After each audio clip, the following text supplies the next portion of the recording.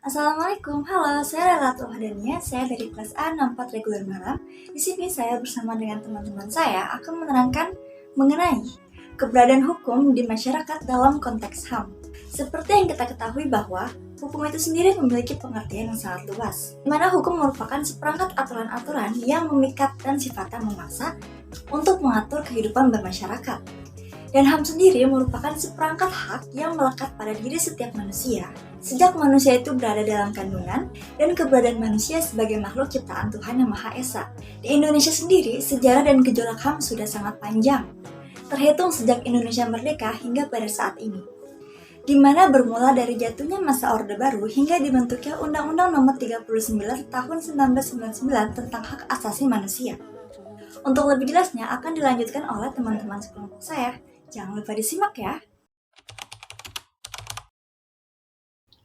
Hukum adalah seperangkat aturan yang berisi tentang perintah, larangan, dan arahan yang bertujuan untuk melindungi hak-hak pada manusia.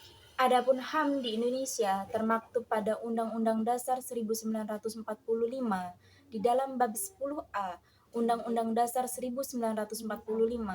Namun demikian, secara eksplisit mengenai HAM di Indonesia terdapat pada Undang-Undang Nomor 39 Tahun 1999. Demikian korelasi antara HAM dan juga hukum itu sendiri tidak dapat dipisahkan karena berfungsi untuk melindungi hak-hak asasi. Hukum tanpa hak tidak ada gunanya, dan HAM tanpa hukum sia-sia. Menurut Immanuel Kant dan Julius, menyatakan ada 4 unsur. Pertama, adanya pengakuan hak asasi manusia.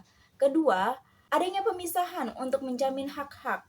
Ketiga, pemerintahan berdasarkan aturan. Dan keempat, adanya peradilan.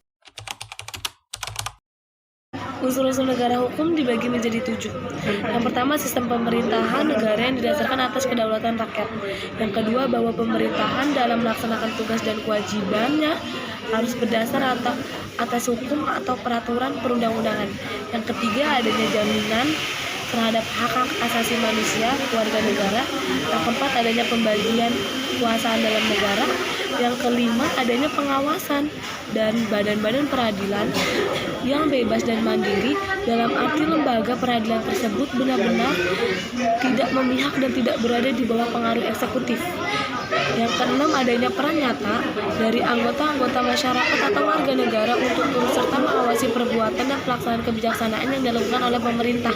Yang ketujuh, adanya sistem perekonomian yang dapat menjamin pembagian yang merata sumber daya yang diperlukan bagi kemakmuran warga negara.